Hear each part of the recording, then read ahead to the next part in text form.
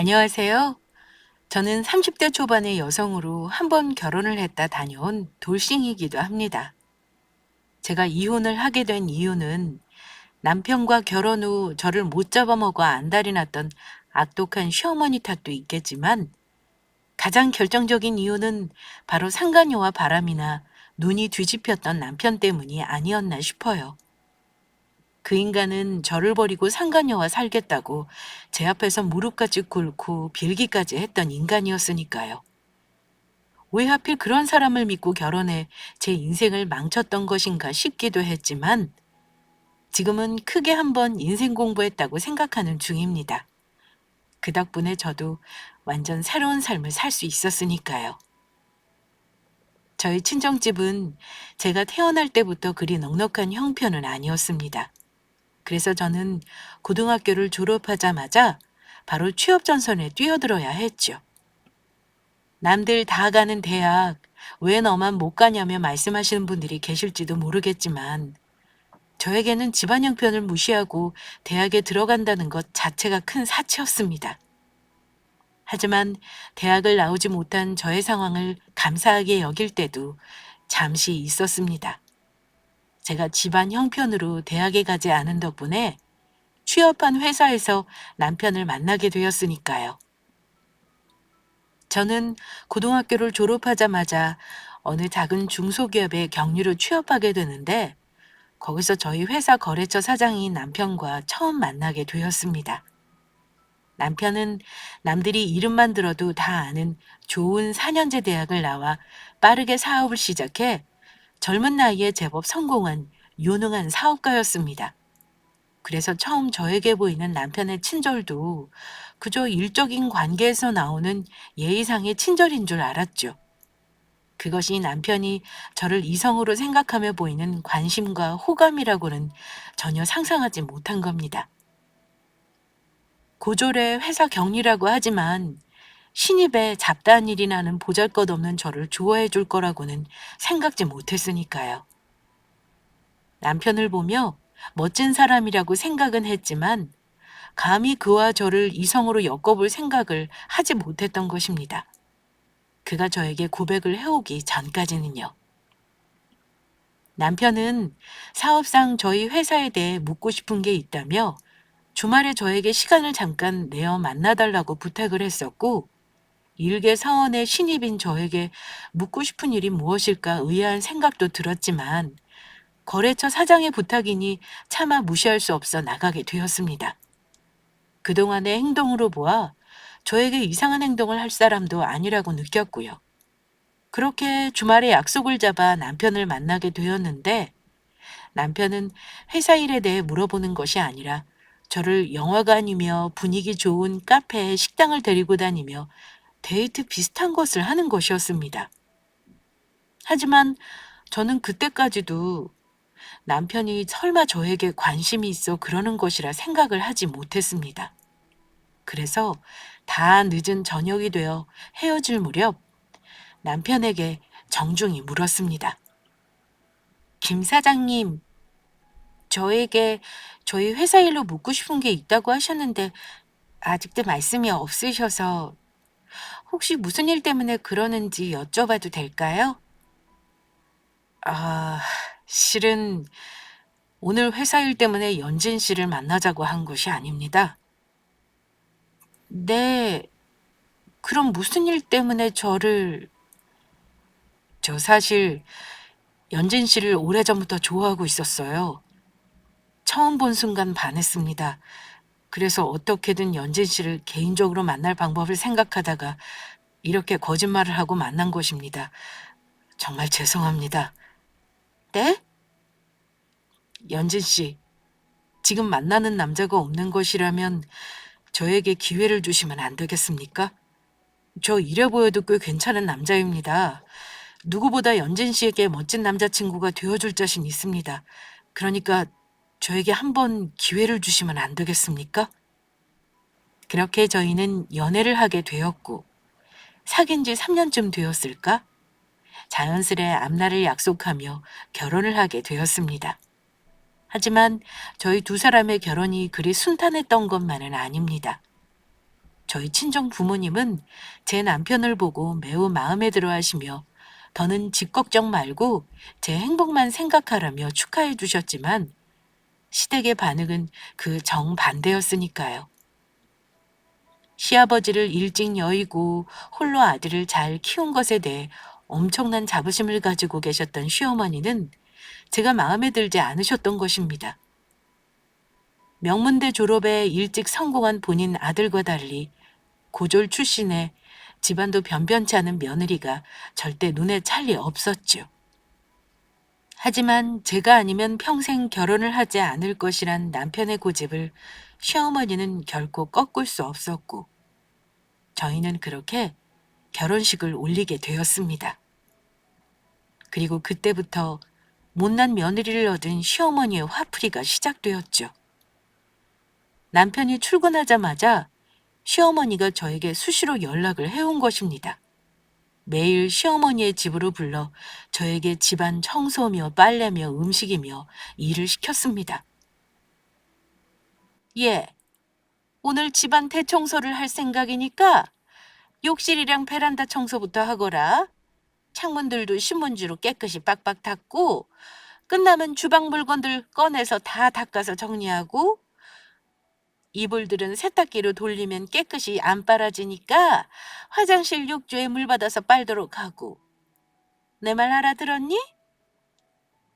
어머니 설마 그걸 오늘 하루에 다 하시란 말씀은 아니시죠?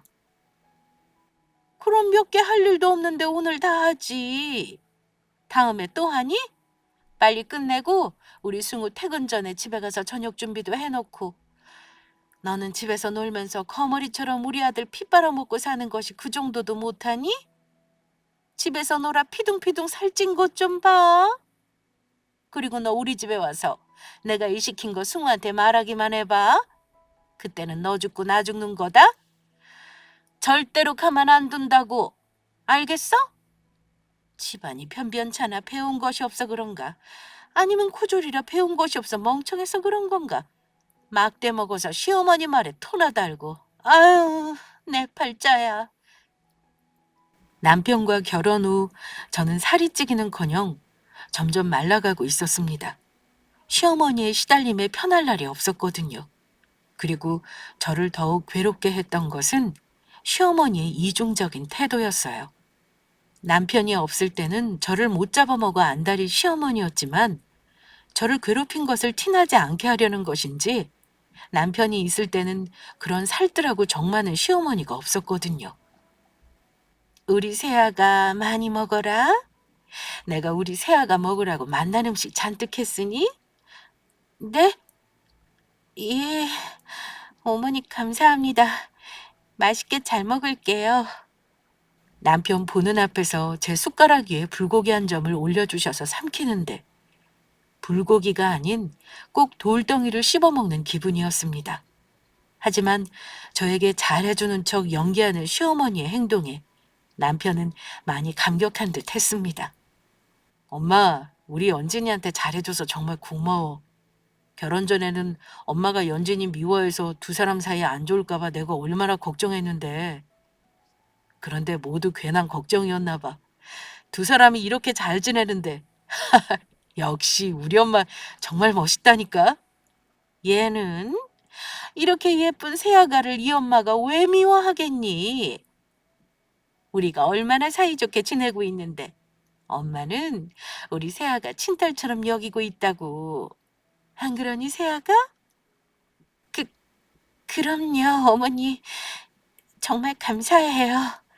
웃으면서 이야기하는 시어머니의 모습이 얼마나 무섭던지 저는 결국 시어머니가 해준 밥을 먹고 바로 체하고 말았고 그런 저를 걱정해 남편은 곧장 약국으로 약을 사러 갔습니다. 그리고 남편이 자리를 비운 사이 결국 일이 벌어지고 말았죠. 너 지금 일부러 우리 승우 보는 앞에서 체한 척 한 거지? 나 엿먹이려고. 어머니, 그게 무슨 말씀이세요? 제가 왜 일부러 체한 척을 해요? 그냥 오늘 속이 좀 안 좋아서 그랬어요. 어머니가 저를 위해 음식도 해주셨는데 제가 왜 그런 짓을 하겠어요? 내가 내년 속을 모를 줄 알고? 나랑 사이 불편한 거 승우 앞에서 티내려고 체한 척 연기한 거 아니야? 아까도 내가 숟가락 위에 불고기 올려주니까 똥 씹은 표정이나 하고 네가 머리 쓰면 내가 모를 줄 알았니? 배운 것 없어 멍청한 것이 감히 누구 앞에서 머리를 쓰려고 해? 아니에요, 어머니. 오해 푸세요. 오해는 무슨 오해? 감히 무식한 것이 날 우습게 보고 속이려 들어? 어머니는 저에게 고래고래 소리를 지르며 저를 밀어 넘어뜨렸습니다. 그리고 바닥에 넘어지는 순간 남편이 약을 사고 온 것인지 현관문이 열리는 소리가 들렸고 그러자 돌변한 시어머니의 행동에 저는 경악하게 만들었습니다. 아이고, 아이고. 시어머니는 갑작스레 혼자 넘어지는 신용을 한 것입니다. 세아가 불고기가 아무리 맛이 없다고 해도 그렇지.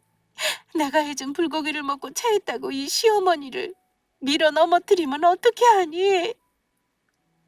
엄마, 그게 무슨 소리야? 괜찮은 거야? 자기야, 아니야.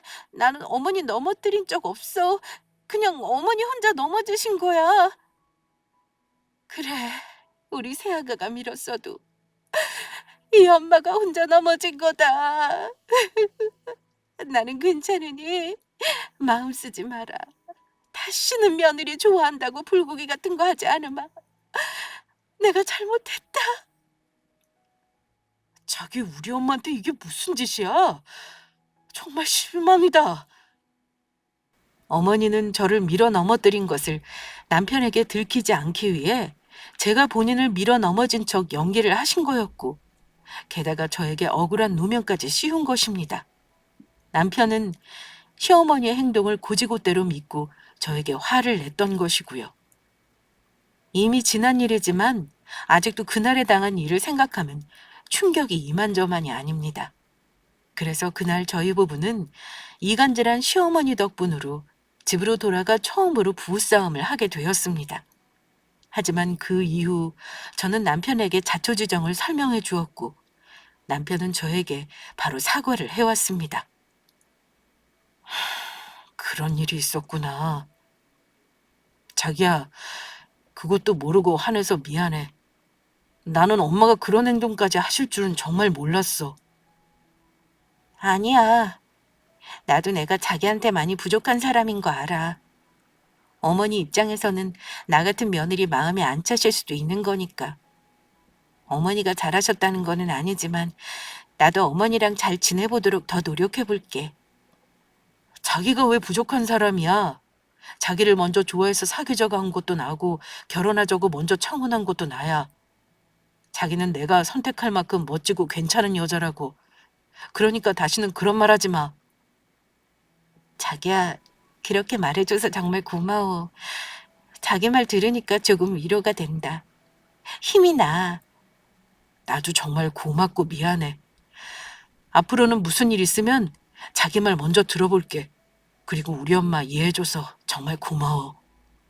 하지만 그때까지도 시어머니가 남편이 출근한 틈을 타 저를 불러 괴롭힌다는 사실을 말할 수는 없었습니다. 시어머니와의 약속도 있었지만 모든 사실을 알게 되어 저로 인해 모자 사이가 틀어지는 것은 절대 보고 싶지 않았거든요. 어찌 되었든 저희 남편을 키워주신 분이었으니까요. 그러던 어느 날 남편이 일 때문에 1박 2일로 출장을 가게 되었고 어머니는 또다시 저를 시가로 부르셨습니다. 친구들에게 며느리인 저를 소개해주기 위해서라고 했지만 그 진짜 이유를 얼마 지나지 않아 전 바로 알게 되었습니다. 남편이 없는 하루 동안 저보고 시가에서 지내라며 짐까지 싸들고 오게 만드신 시어머니께서는 저를 식모처럼 부리셨으니까요. 게다가 어머니 친구들 앞에서 잘 보이기 위해 어느 정도 차려입으려고 했던 저에게 일을 하면 옷이 지저분해진다는 핑계로 어머니가 입지 않던 오래된 낡아빠진 옷들을 입게 하셨죠. 세상에 이걸 진짜 자기 며느리가 다 한 거야? 상다리가 부러지겠어. 그러게 승우 엄마 며느리 정말 잘 뒀네. 요즘 이렇게 요리 잘하는 며느리 두기도 힘든데. 그러면 고졸 주제에 지 분수도 모르고 내 아들이랑 결혼했으면 이 정도는 해야지. 우리 승우한테 기생충처럼 붙어서 피 빨아먹고 사는데 그 값은 해야 할 거 아니야? 그리고 겉보기에만 그렇지 요리면 살림하는 것도 아주 형편이 없어. 사돈이라는 것들도 거지처럼 못 사는 데다 아주 무식해서는 수준이 안 맞아서 상대하기도 싫다니까? 그리고 우리 같은 잘난 집안에서 지 딸 데려가 줬으면 꼬박꼬박 고맙다고 안부 인사라도 해야 하는데 그것도 아주 가뭄에 콩나듯 하고. 아휴, 내가 말을 말아야지. 승우 엄마, 아무리 그래도 그렇지 며느리 듣는데 조금 말이 심하다. 그래, 적당히 하라고. 그러다가 며느리가 자기 아들한테 일러 바치면 어쩌려고. 아주 일러 바치기만 해봐. 내가 가만히 두나. 아주 머리를 빡빡 밀어서 내쫓아버릴 거야. 그리고 저거 멍청해서 그런지 못해. 고졸이라 그런지 행동하는 거 보면 지등엔 좀 딸리는 것 같기도 하고. 그런데 자기 며느리 옷이 없는 거야? 젊은 세대게 왜 저렇게 입고 있는 거야? 낡은 고쟁이에 다 해진 티셔츠나 입고. 아무리 그래도 시모 친구들 뵙는 자리인데 제대로 갖춰 입어야지. 저건 예의가 아니지 않아? 몰라. 무식한 가난뱅이 집안에서 못 배우고 자라서 그런가. 내가 좋은 옷도 많으니 제대로 갖춰 입으라고 했는데도 싫다는데 어떡해? 저는 시어머니 친구들 앞에서 갖은 모욕을 당하면서도 참아야만 했습니다. 만약 제가 거기에서 대들기라도 한다면 시어머니 입장이 난처하게 될 텐데다 정말로 무식한 며느리가 되어 저희 친정 부모님까지 욕보이게 될 테니까요. 억울해도 그때는 제가 참는 것이 이기는 것이라고 생각했죠. 그러자 어머니는 친구들 앞에서 저에게 걸레를 던지며 말했습니다. 우리 밥 먹을 동안 너는 내 방 청소 좀 하고 있어라. 그 전에 우리 밥 다 먹으면 먹을 후식이랑 차 좀 미리 준비해 놓고. 알겠니? 예, 어머니. 아참, 그리고 내 친구들 갈 때 하나씩 싸들고 보내려 하니까 물김치랑 겉절이 좀 담가 놓고. 네? 물김치랑 겉절이까지요? 왜? 싫으니? 고졸의 비렁뱅이 집 딸년 주제 우리 귀한 아들 데리고 살 때는 아주 좋았지? 그러면 그 값을 하란 말이야. 그러나 저는 결국 끝내 참지 못하고 시어머니에게 대들고 말았습니다. 어머니, 아무리 그래도 이건 너무하신 것 같아요. 저는 어머니 식모가 되려고 그 일랑 결혼한 게 아니라고요. 그리고 이 옷도 제가 어머니 친구들 뵌다고 차려입은 거 갈아입으라고 해서 입었던 거잖아요. 뭐, 뭐야? 지금 너 내 친구들 앞에서 그게 무슨 말버릇이니? 그리고 내가 언제 너보고 그런 거지 같은 옷 입으라고 했는데 네 년이 지금 친구들 앞에서 나를 모욕 주기로 아주 작정을 했구나. 이 버르장머리 없는 것. 내가 오늘 네 버릇 좀 고쳐놔야겠다. 그렇게 말하며 시어머니가 예전처럼 저를 밀치더니 제 목을 조르려고 했습니다. 그리고 순간 뜻밖의 목소리에 놀란 시어머니는 행동을 멈추고 말았습니다. 엄마, 지금 이게 무슨 짓이야? 목소리의 주인공은 다름 아닌 남편이었습니다. 생각보다 일정이 일찍 끝난 남편이 출장을 마치고 빠르게 돌아온 것이었습니다. 그리곤 시어머니께 드릴 선물을 사와서 집으로 돌아오기 전 시가에 들렸던 것입니다. 어쩐지 결혼 후 연진이가 자꾸 살이 빠지고 힘들어한다고 했더니 엄마, 나 없는 동안 이렇게 연진이 불러서 괴롭힌 거였어? 그동안 나 모르게 연진이 못 살게 괴롭힌 거였냐고. 아니, 나는 일부러 그런 게 아니고 이것이 아니 새아기가 친구들 앞에서 나를 창피를 주잖니. 그래서 나도 모르게 화가 나 그런 거다. 그리고 지가 하고 싶다고 해서 부른 거지 내가 절대 먼저 부른 적 없다. 거짓말 하지 마.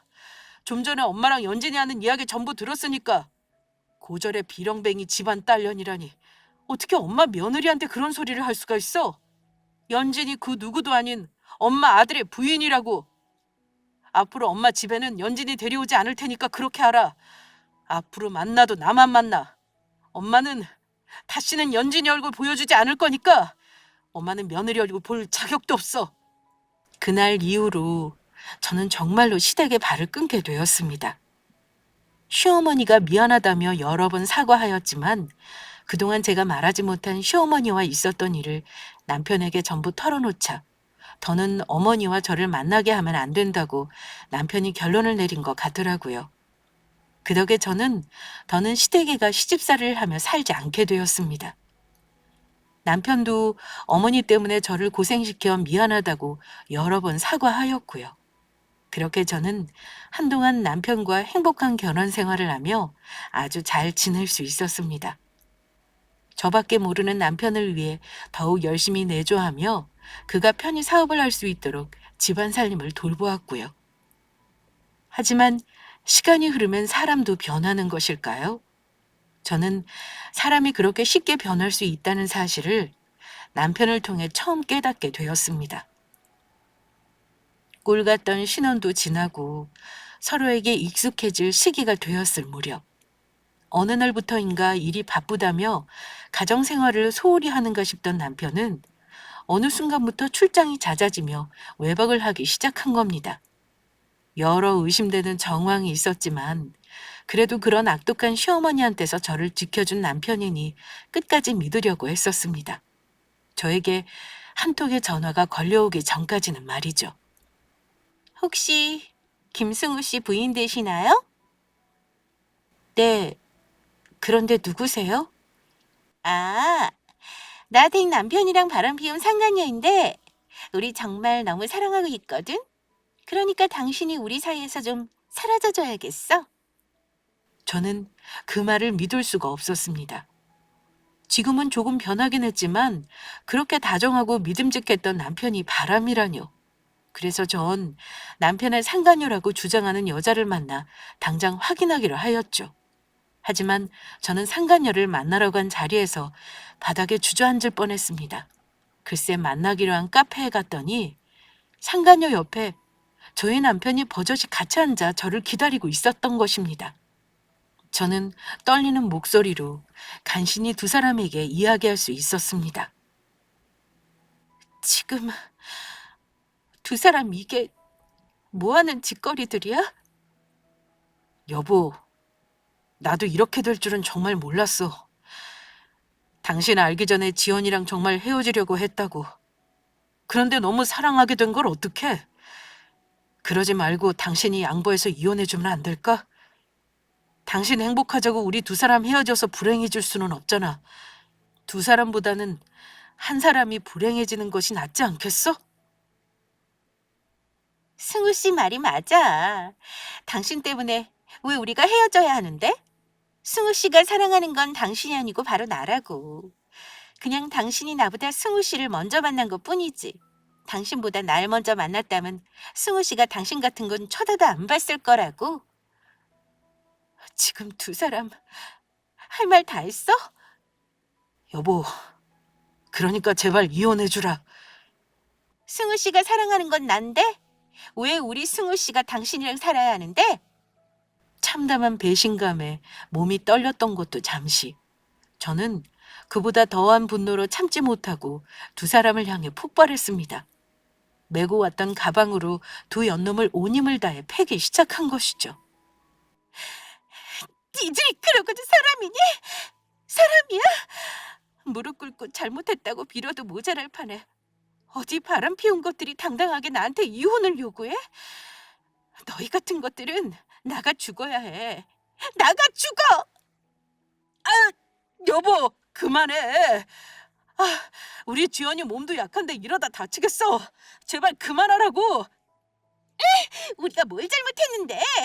우리 사랑한 죄밖에 없어. 사랑한 것밖에 없다고.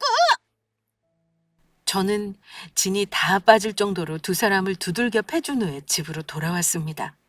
그런데 더 기가 막혔던 것은 저한테 맞은 와중에도 두 사람은 잘못했다는 사과 한마디는커녕 저에게 이혼을 요구했던 것이었습니다. 게다가 두 사람은 때리는 저를 피해 서로 보호하며 감싸기 바쁘더라고요. 그 모습은 저에겐 절망 자체였습니다. 그리고 저는 며칠 동안 큰 배신과 충격에 정신을 차리지 못하고 밤낮으로 울고불고를 반복하며 반실성한 사람처럼 지내야 했습니다. 남편이 집에 안 들어오는 것은 물론이요. 그런 와중에도 두 사람은 저에게 계속해 이혼을 요구하며 전화와 문자, 카톡을 계속해 보내왔죠. 거기에 더해 남편의 상간녀는 저의 염장을 지르려는지 남편과 그동안 자신이 어떻게 행복하게 지내왔는지 보여주겠다며 두 사람이 그동안 저를 속이며 몰래 만나며 찍었던 사진들을 보내왔더라고요. 여행을 가 해변에서 하트를 그리며 자신들의 이름을 새긴 사진을 보내는가 하면 호텔 수영장에서 두 사람이 부둥켜 안고 샴페인을 마시는 장면. 알고 보니 저 몰래 두 사람은 발리로 해외여행까지 다녀왔더라고요. 두 사람의 만행을 지켜보며 고통스러웠던 것도 잠시. 어느덧 정신을 차리고 나니 무언가 알 수 없는 힘이 새록새록 불타오르기 시작했습니다. 제가 당한 고통만큼 그들에게 갚아줘야겠다는 생각이 문득 든 것입니다. 아무 잘못도 없는 제가 가만히 당하고 있을 수만은 없는 것이니까요. 그리고 두 사람을 괴롭힐 가장 좋은 방법이 무엇인가를 생각하다 내린 결론은 하나더라고요. 그들이 그토록 원하는 이혼을 해주지 않는 것입니다. 거기에 곁들여 그들이 얼마나 부끄러운 짓을 했는지 몸소 알려주자는 생각까지 더해졌습니다. 그래서 저는 바로 두 사람에게 문자를 보냈습니다. 니들 둘이 나한테 보낸 사진이랑 문자, 내가 콩밥을 먹는 한이 있어도 인터넷이랑 너희 두 연놈들 회사에 전부 뿌려댈 테니까 그렇게 알아. 왜냐하면 나는 더 이상 잃을 것이 없는 사람이라 세상 무서운 것도 없거든. 그리고 당신, 야 김승우, 너 거래처에 내 놈이 바람 피운 사진들 전부 뿌릴 테니까 그렇게 알고. 그러면 어느 회사가 너희네 회사랑 일하려는지 모르겠다. 인간 같지도 않은 더러운 회사라고 당장 거래 끊으려고 할걸? 내 놈 회사 망하는 거 하루아침이라고. 그리고 너 상간녀, 너 남편 회사 격리라며? 어쩜 김승우 너는 하나같이 회사 격리만 꼬셔대는 건지 모르겠다. 그리고 너희들도 알지? 귀책 사유자는 이혼 소송 먼저 못하는 거. 나는 평생 이혼해줄 생각 없으니까 어디 너희들도 내가 당한 고통만큼 괴로워하며 살아봐. 이 짐승만도 못한 더러운 것들. 그 이후 남편과 상간녀는 아주 난리가 났습니다. 제가 언제 인터넷이랑 남편 거래처들의 바람 피운 사진들을 올릴 줄 모르니 똥줄이 탄 것이죠. 그렇게 저도 당한 만큼 갚아주기 위해 가끔 남편과 상간녀에게 문자를 보내며 제대로 잠도 못 자고 밥도 못 먹을 만큼 두 사람을 불안하게 만들었습니다. 저도 저에게 어떻게 이런 모습이 있을까 싶게 제 성격에 맞지 않는 놀라운 행동들이라고 생각했지만 잘못을 저지른 사람들의 손에 의해 인생이 나락으로 떨어졌다고 생각하니 정말 세상 무서운 것이 없어지더라고요. 그렇게 3달쯤 지났을까? 남편과 상간녀는 더는 안 되겠는지 저에게 제발 한 번만 만나달라고 연락을 해오더라고요. 그래서 저도 한번 만나주자 싶었습니다. 그동안 두 사람의 면상이 어찌 바뀌었는지도 궁금하기도 했고요. 저는 두 인간을 처음 만났던 카페로 걸음을 옮겼습니다. 그리고 마주한 두 사람의 면상은 아주 가관도 아니었습니다. 제가 보낸 문자들에 겁을 먹기는 한 것인지 피죽도 제대로 얻어먹지 못한 것처럼 다 죽어가는 면상의 망가진 모습이었습니다. 그 모습을 보니 아주 조금은 속이 시원하더라고요. 저는 두 사람 맞은편에 기고만장한 얼굴로 앉았습니다. 그래, 할 말이 있다면서 어디 한번 짓거려봐.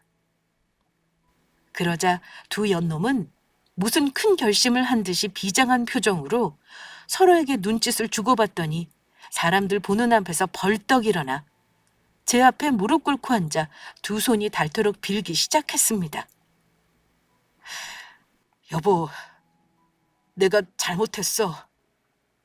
나보다 10살이나 어린 당신 데려와 정신 못 차리고 당신 몰래 바람 피운 것도 미안하고 가슴 아프게 해서 정말 미안해. 당신이 날 위해 내조하며 정말 열심히 살아온 거 알아. 그래서 내 사업도 더 잘 되었던 거고. 사모님, 저도 정말 잘못했습니다. 그냥 그 일을 너무 사랑해서 제가 잠깐 눈이 뒤집혀서 사모님께 함부로 굴고 막대했습니다. 그렇지만 사모님이 저보다 어리다고 해서 무시했던 거는 정말 아니니 오해하지 말아주세요. 제발 용서해 주세요. 그래, 여보. 우리 두 사람 제발 용서해 주라. 이렇게 부탁할게. 우리 둘이 너무 사랑해서 그랬어. 원하는 건 뭐든지 들어줄 테니까 제발. 사모님, 제가 죽일 년입니다.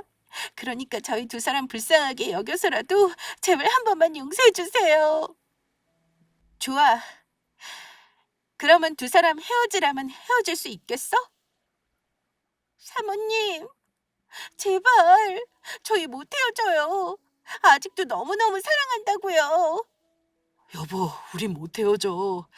차라리 이혼해주면 내가 위자료 많이 줄게. 당신이 원하는 만큼 줄 테니까 제발. 그 순간 저는 하나의 큰 깨달음 같은 것을 얻었습니다. 무언가 느낌이 왔다고 할까요? 저 두 사람이 절대로 오래 갈 수 없다는 생각과 함께 내 인생을 더 이상 낭비하지 말고 똥차를 치워버릴 수 있을 때까지 치워버리자는 생각이었습니다.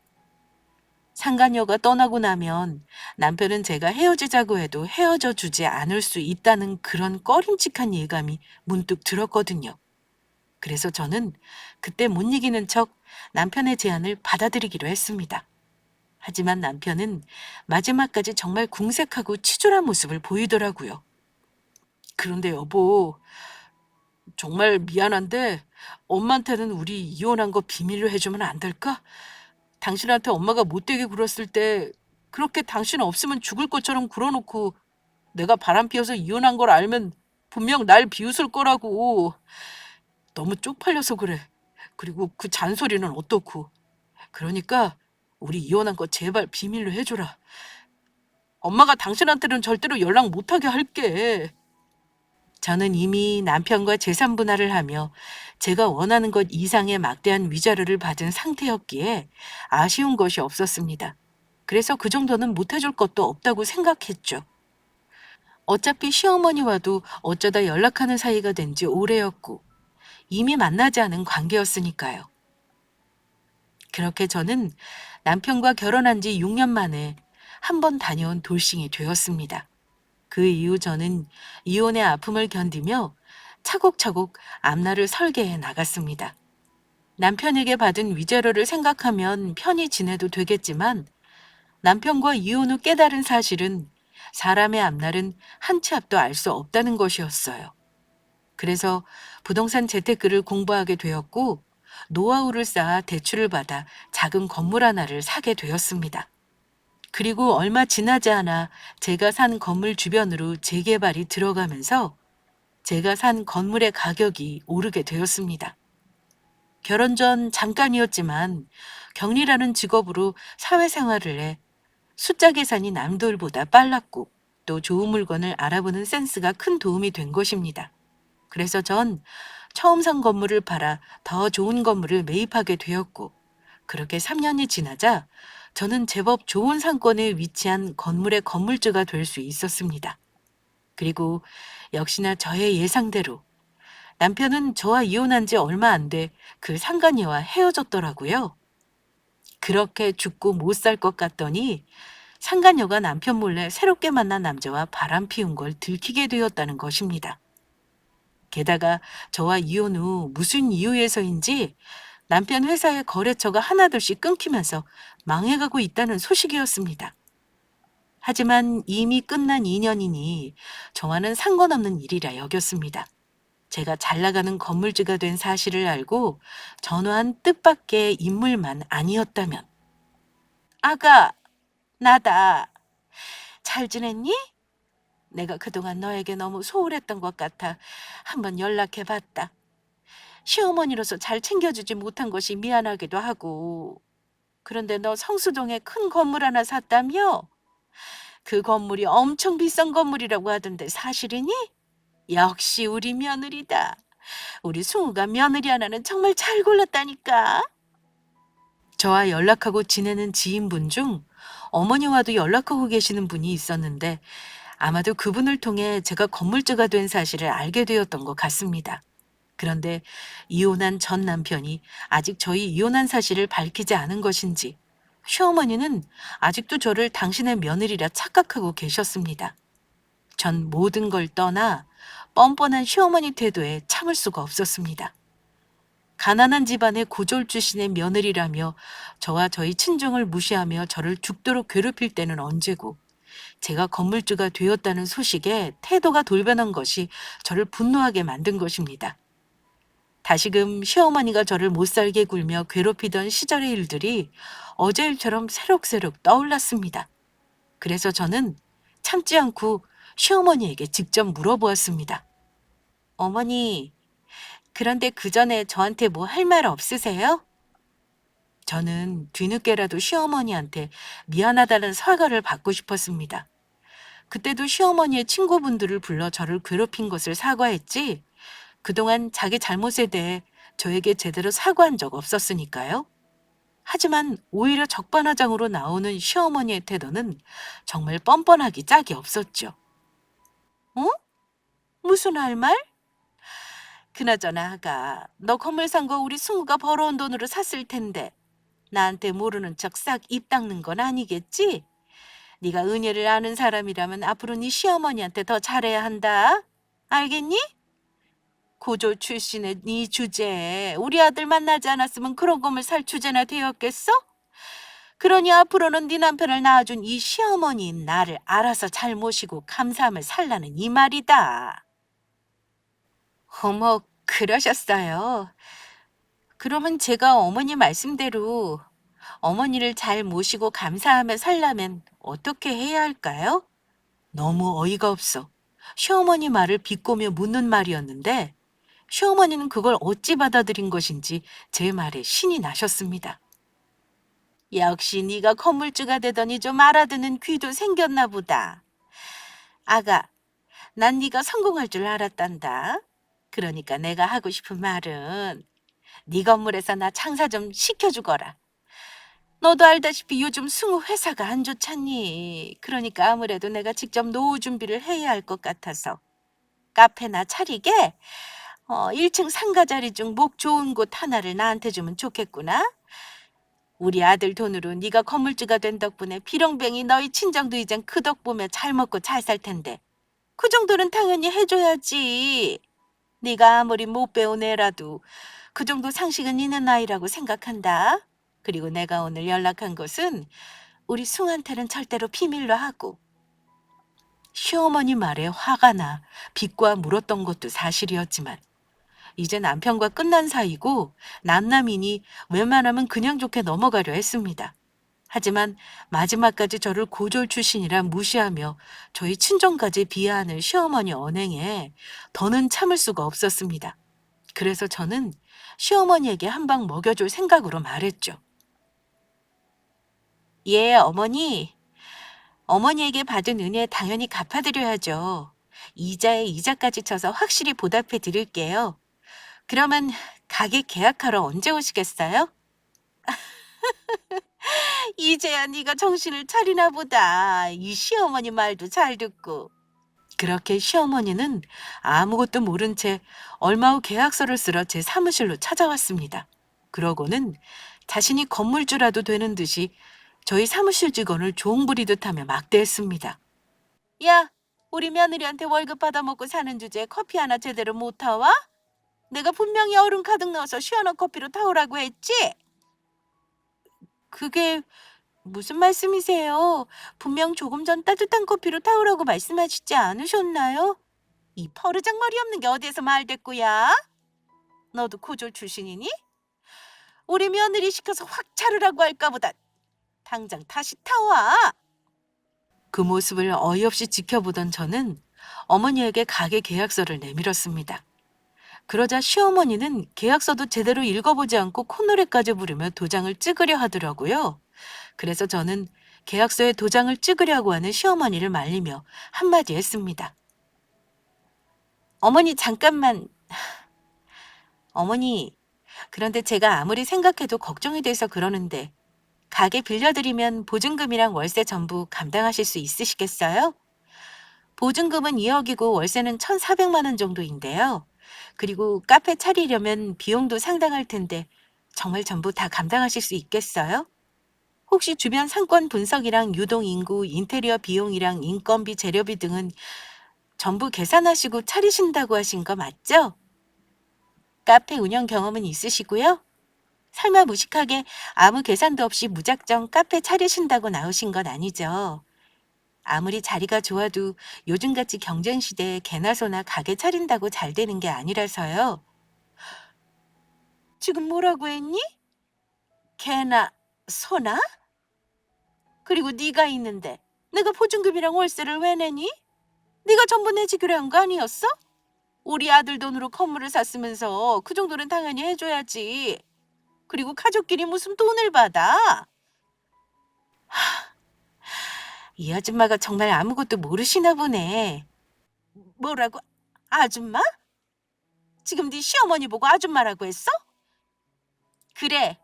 이 무식해서 지밖에 모르는 세상 물정 모르는 아줌마야. 아직 모르나 본데 나 당신 아들이랑 이혼했어. 그것도 진작 몇 년 전에. 네 그 잘난 좋은 대학 나와 사업하는 아들놈이 상간녀랑 바람 피워서 하도 이혼해달라고 밤낮으로 괴롭히는 통에 이혼해 줬다고. 알아들어? 그게 무슨 말이야? 승우는 나한테 그런 말 없었는데? 당연히 없었겠지. 바람 피워서 이혼했는데 나라도 쪽팔려서 말 못하겠다. 그러니 아줌마랑 나랑 남남인데 보증금이랑 월세를 내가 당연히 받아야 하지 않겠어? 그제야 전 남편에게 전화를 걸어 남편과 이혼한 사실을 확인한 시어머니는 사색이 된 표정을 하고 말았습니다. 그리곤 저를 붙잡고 애걸하더군요. 아가, 그동안 내가 잘못했다. 그래도 예정을 봐서라도 한 번만 도와주면 안 되겠니? 네가 우리 두 보자 안 도와주면 우리 집안은 정말 끝장이란 말이다. 사실 승우 회사가 곧 망하게 생겼어. 우리 집까지 승우네 회사 빚 갚느라 저당까지 잡히고 여기서 장사라도 안 하면 우리 모자 길거리에 나앉게 생겼다고. 그거야 아줌마 사정이고요. 그동안 저한테 어떻게 하셨어요? 우리 친정집 가난하다고 멸시하고 조롱하고 그것도 모자라 저보고 고졸 며느리라고 마음에 안 드신다며 괴롭히셨죠? 그런데도 저 만나서 미안하다는 사과 한마디가 없으시더라고요. 그리고 누구는 대학 가고 싶지 않아서 안 간 줄 아세요? 집이 가난해서 돈이 없어서 못 간 것뿐이라고요. 그러는 아줌마 아들은 그렇게 좋은 대학 나오고 똑똑해서 상간녀랑 바람 피웠나 봐요. 아, 그리고 알고 보니 아줌마는 중졸이라면서요. 지금 중졸이신 분께서 며느리 고졸이라고 괴롭히는 게 말이 된다고 생각하세요? 그리고 당신이 뭔데 우리 직원한테 커피를 타오라 말아야. 정말로 못 배워 무식한 것은 당신이랑 당신 아들이라고. 알아들어? 아가, 그러지 말고 제발 한 번만. 내가 저번에 통화로 말했었지. 아줌마한테 받은 거 갚아주겠다고. 아줌마가 나한테 해준 것이 이자 쳐서 받아보니까 어때? 그동안 내가 당신한테 당하면서 기분이 어땠는지 조금이라도 느껴보길 바라. 더는 얼굴 보고 싶지 않으니까 다시는 내 앞에 나타나지 말고 당장 내 건물에서 나가. 나가라고! 제 말에 시어머니는 큰 충격을 받은 것인지 아무 말도 못한 채 망연자실한 모습이었습니다. 저는 그렇게 시어머니에게 받은 만큼 그대로 돌려주게 되었습니다. 그리고 시어머니는 직원들에 의해 질질 끌려 건물 밖으로 쫓겨났죠. 그동안 참아왔던 말을 시어머니한테 하고 나니 10년이 아니라 100년 묵은 채증이 날아가는 기분이었습니다. 왠지 모르게 홀가분한 기분과 함께 그동안의 서름이 눈녹도 사라지는 것 같았습니다. 하지만 마지막 지푸라기라도 잡고 싶은 것인지 다음날 시어머니가 전 남편까지 데리고 다시 저희 사무실로 찾아왔습니다. 그리곤 제 앞에서 전 남편의 머리채를 자꾸 흔드는 것이었어요.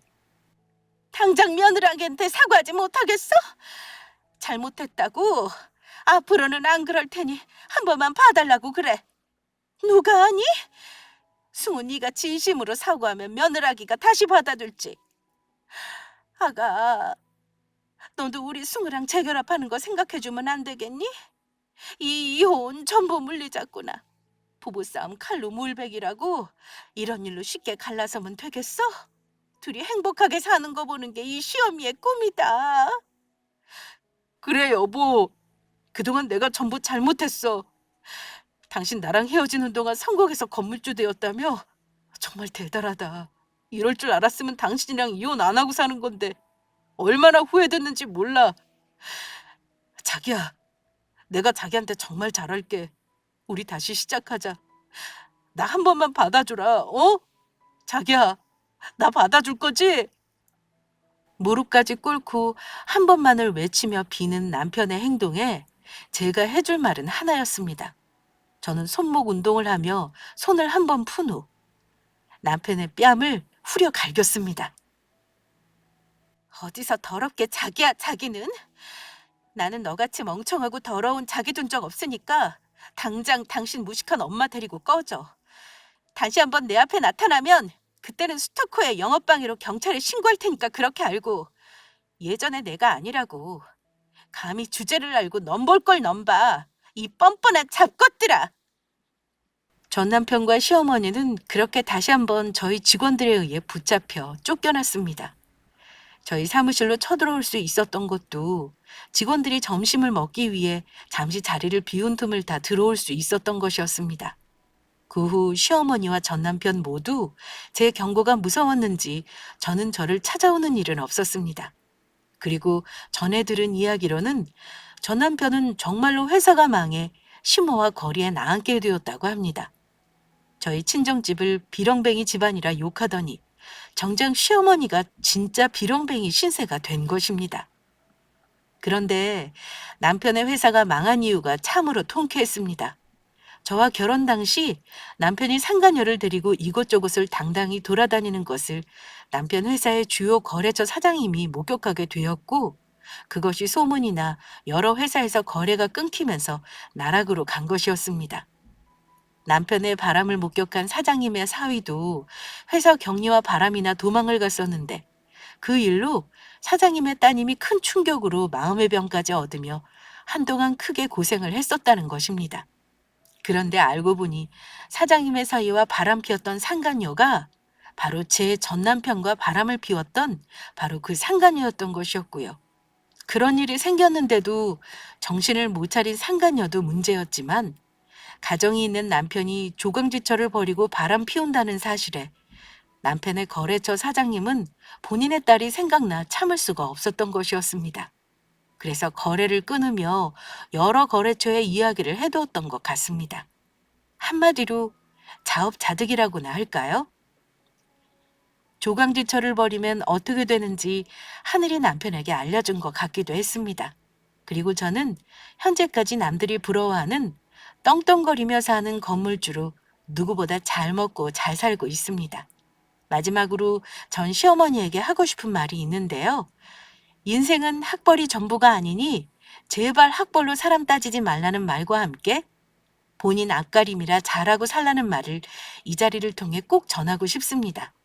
대학 나온 당신 아들보다 제가 더 잘 먹고 잘 살고 있다고 말이에요. 그러면 이만 줄이도록 하겠습니다.